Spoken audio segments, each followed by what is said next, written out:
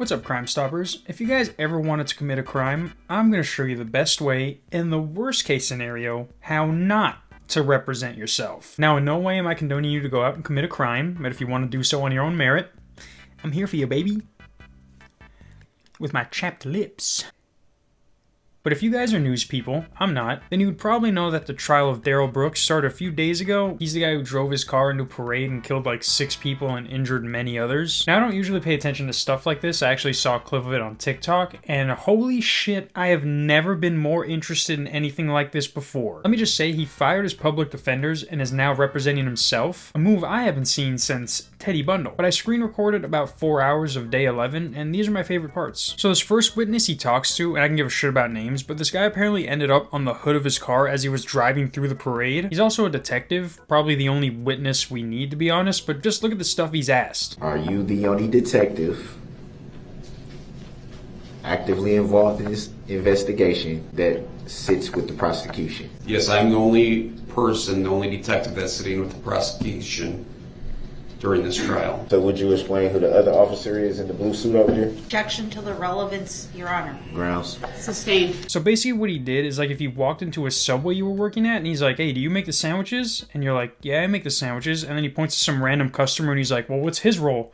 And you're like, sir, do you want this shit toasted or not? He also takes forever to ask a question, staring at his paper for what seems like minutes, only to ask a question they object to, or it's just so fucking stupid even you could answer it and you weren't even there. So seeing as how you sat with the prosecution for the entirety of this matter, it would be fair to assume that you know who the plaintiff is in this matter. Like, he asked one of the witnesses who the plaintiff is, and he's like, the state of Wisconsin, because it's like a collective thing, you know what I mean? It's happened many times before, and I don't know anything about law. And who would the plaintiff be in this matter? The state of Wisconsin. Is that an entity or a living human being? It's an entity. How can an entity file a claim? Objection. Grounds. Legal conclusion. Grounds. Sustained. And it's also funny how the judge ignores him when he thinks he's making a valid point. No, I definitely object to that, Your Honor. Your objection is noted. I'm going to have the jury stand for a second. They've been sitting for quite some time, and then you can formulate your next question. I'll take exception to that ruling and would like a legal finding of fact. Your objection is noted. It's overruled. That's a judicial determination.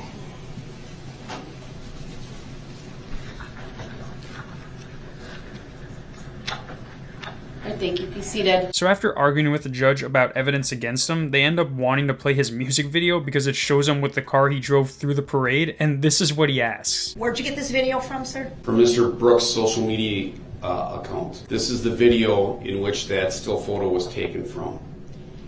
Objection. How does he know that? Because you uploaded the fucking video on YouTube. You guys ever see that episode of It's Always Sunny where Charlie tries to outsmart the actual lawyer? Just imagine that, but in real life. I know a lot about the law and various other lawyerings. I'm well educated, well versed. I know that situations like this, real estate wise, they're very complex. Actually, they're pretty simple. So after objecting how is this evidence and this and that, they play the entire video without sound for everyone. And since he was being a dick beforehand, they were gonna play it with sound, but the judge is like, nah, so this is what everyone literally sees.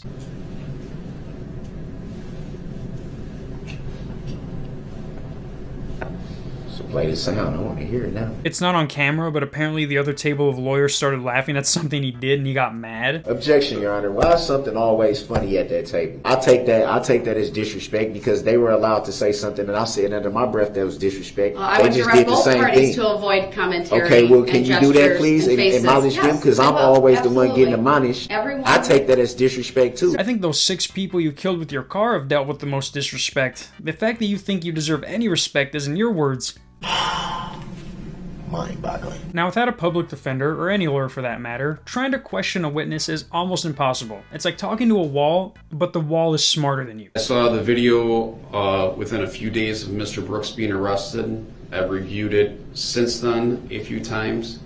I reviewed it yesterday and again this morning, and now in court again. You said you reviewed it yesterday and this morning. If you had seen this video numerous times before yesterday and today, why did you feel the need to view it yesterday and today? So why did you feel the need to go over the video that's evidence against me if you've already seen it before? Because I wanted to be 100% sure of the content, and if there's any questions that were asked of it, I wanted to make sure that I would be able to answer them appropriately. Oh. Alrighty, yeah, that's what anyone normal would do. Reality only hits harder for him when he tries to question if something's illegal or not, and when you don't have somebody who knows that automatically, this is what happens. I've already made a ruling on that. You're questioning the ruling. You're not asking me to reconsider it based on any legal basis. There should be a legal reconsideration of it. Then you need to provide me with the legal basis for that, sir. So I'm supposed to just come off that with off the top of my head? Yes. That's ridiculous. You're representing yourself. It's not ridiculous. So now he has to call his second witness, and you can just tell that the public defenders who we fired are at home laughing their asses off watching him try to read the notes they left him. That's like doing a group project, and the smartest member isn't there the day you guys present, so all you guys are up there just like... Look, sorry. That's okay. Apparently, this list is who's here. But this next witness is one of the better ones, and if you're watching the trial, you know what I mean. There are certain ones who put up with the act he's putting on, and then there's people like this guy who are like... You made reference to Mr. Brooks. Who's that? That would be you. And why would you say it would be you? That's you.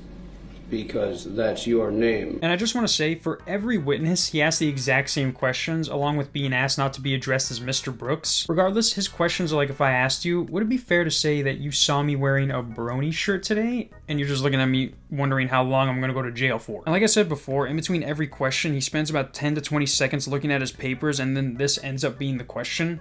During your walking around, what were you doing with Corey? Walking. There has to be a law put into place that where if you choose to represent yourself and you start to sound like a Tim and Eric sketch, that's when the jury starts to decide. And honestly, going over what I have, unless I play you like a 50-second clip, this is really all I have for you. I'm just going to say it's a good thing that there were two women in my way at that point in time. And what do you mean by that? That means when my jacket comes off, trouble's going to happen. Especially if you're trying to assault a woman. I think that's one of the only times you can say something like that and not get made fun of. Anyone outside the case who says, when my jacket comes off, trouble's gonna happen, is one, about to get knocked out, or two, John Travolta from Grease. And this last part is probably my favorite part. I'm just gonna play you a clip of it instead of just trying to talk about it, but listen to what this guy's asked. So you were at the parade that day? I was not at the parade that day. I was in the area. So how can you watch people being run over if you weren't at the parade that day? I was in the area that the parade route was in. My street is the parade route. Did you see anyone injured that day? During the parade? Yes, after I walked back through that area. Question was, did you see this take place? With my own freaking eyes, yes. How many times do I have to say yes for you to understand it? Y-E-S spells yes. I'm sorry, Your Honor, I don't know how to... Are you moving to strike the last response? Yeah. Lesson learned to anyone who commits a crime and thinks a suit makes them Saul Goodman. 1, you're black, and 2, there's only one Saul. If there was anyone else who would embody the way we're all feeling right now, it'd be this guy right here who's at the same facial expression throughout the entire trial. But yeah, guys, depending on when I upload this, they could be on day 13 or 14. I actually think when I went on YouTube, they were actually telling the jury, like they were giving them the instructions on whether or not the, can't even talk, the jury was gonna decide whether or not he's guilty today, I think. If not tomorrow. Shout out to the public defenders he fired. If we haven't already, someone should start a Facebook group so we can throw a big old pizza party for them. I don't think anybody could deal with them any more than they did. And it takes an extra amount of skill to do that. See you next week. Peace.